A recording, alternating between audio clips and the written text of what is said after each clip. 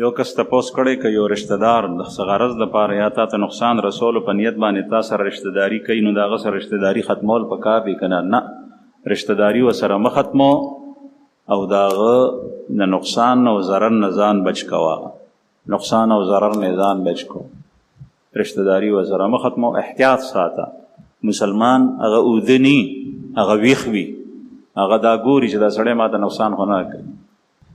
یو کس وایي چې حدیث شریف کې دی په انسان باندې پرده اچو، که یو سړی جواري کوي نو بیا هم پې پرده اچول پکار دی. نه، چې کوم سړی جوارګر دی نو هغه منې کا، هغه منې کا چې منې شي. باقي د هغه د جواري خلق زر تذکره کول هغه مه کوه، ځکه چې په دې کې معاشره کې فساد خپرېږي. یو کس وایي چې یو عالم وایي چې کارټون کتل دا ګناه ده. د دې مطلب دا دی چې الله سره مشابهت. دا کارټون کتل دا په تصویر کشۍ کې راځي او د تصویر کشۍ انتهایی خطرناک قسم دی، ځکه چې کارټون په ګوتو سره جوړېږي. فوټو کیمرا اخلي، کیمرا هم د انسان د ګوتو جوړه ده، هغه هم ناجایز دی. او کارټون چې کوم دی نو دا د انسان په ګوتو په کمپیوټر وغیره کې جوړېږي، دا هم ګناه ده. یو کس تپوس کړی که د چا زوی وشو د هغه طاقت او وس د دوو چیلو د ذبح کولو نی نو یو ذبح کولی شي او کولی شي. یو کس وایي چې په مونځ کې الحمد پاتې شوه نو مونځ وشو که نه مات فاسد شو. نو چې په مونځ کې الحمد پاتې شوه که په مونځ کې ولاړې نو سجده سهو وکړه نو بیا به دې مونځ درست شي، او که سجده سهو دې ونه کړه نو مونځ دوباره وکړه، ځکه چې د مونځ اعاده واجب ده. یو کس تپوس کوي چې که مقتدي د امام نه مخکې سجدې ته لاړو نو دې سره مونځ فاسد شو او که نه.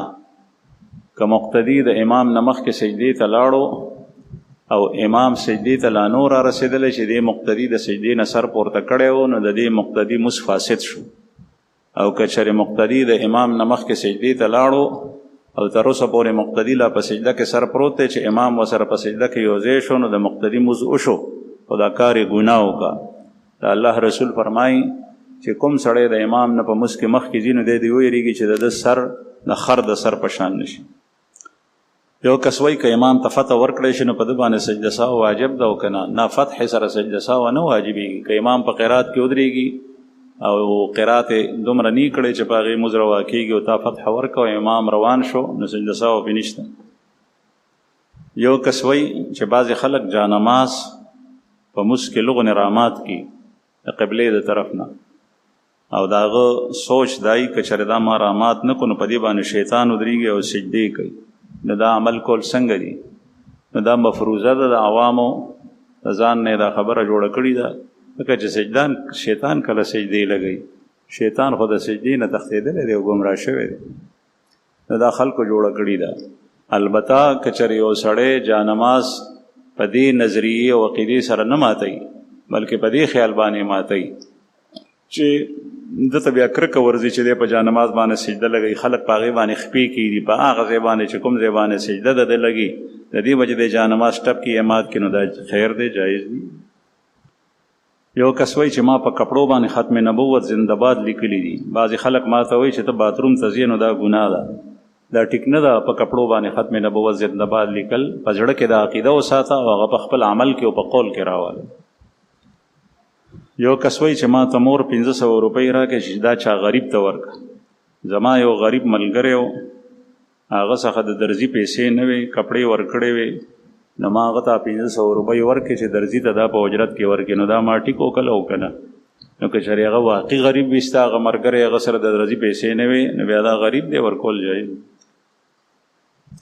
یو کس وایي چې سړی بالغ شي نو امامتي کولی شي، که نابالغ امامتي نشي کولی، بالغ سړی به امام جوړیږي او هغه چې په هغه جمع کې ټولو کې افضل وي، هغه علم ورسره وي، قرات یې ښه وي، هغه سړی به مونځ ته مخکې کېږي. بل تپوس یې کړی دی چې د جمعې 2 اذان دي، که چېرې یو اذان پاتې شو نو د جمعې په مونځ باندې څه اثر غورځېږي؟ نه، د جمعې په مونځ اثر نه غورځېږي، لیکن ترک د سنت وشو، سنت پاتې شو. یو کس وایي چې انابیه نوم کې خل، جنۍ ته تقوا نوم کې خل، مناهل نوم کې خل، دا څنګه دي؟ جایز دي دا نومونه کې پېښ. بل تپوس یې کړی دی چې په آخري رکعت کې امام صاحب سلام وګرځولو او مقتدي تر اوسه پورې درود شریف او دعا نه ده مکمل کړي، د څه کول پکار دی؟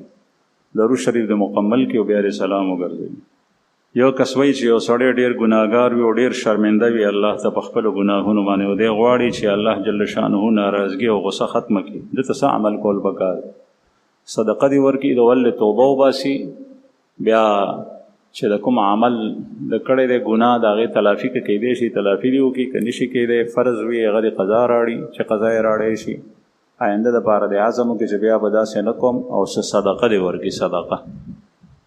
یو کس وایي چې ما اورېدلی چې حافظ قرآن به 10 کسان جنت ته بوځي. حافظ قرآن نه مراد څه دی؟ حافظ قرآن نه مراد دا دی چې قرآن پاک حفظ کړی په هغې باندې عمل وي.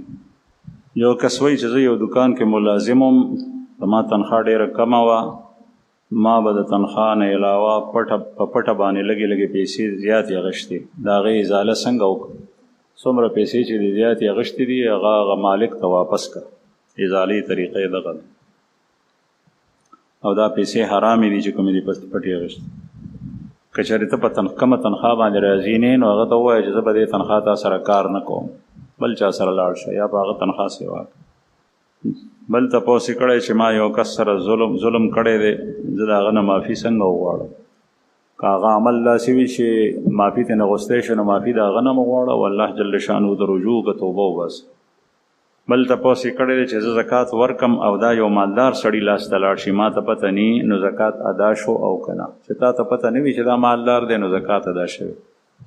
یو کس وایي چې چا نه مې اورېدلی دي چې څوک سګرټ څکي او چرس کي د هغه 40 ورځې لمونځ نه کېږي. دا څنګه دي؟ دا د شرابو په باره کې ده چې رسول الله صلی الله علیه وسلم فرمایي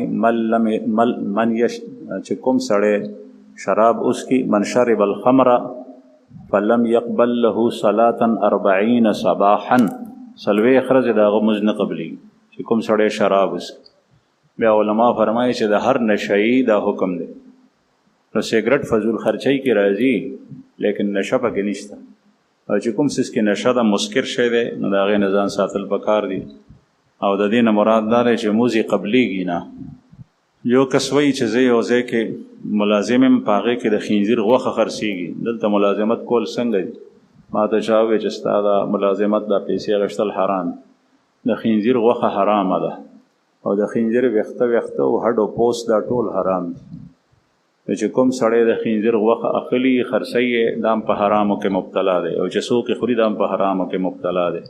په دې باندې اجرت اخیستل لا حرام دي، جایز نه دي.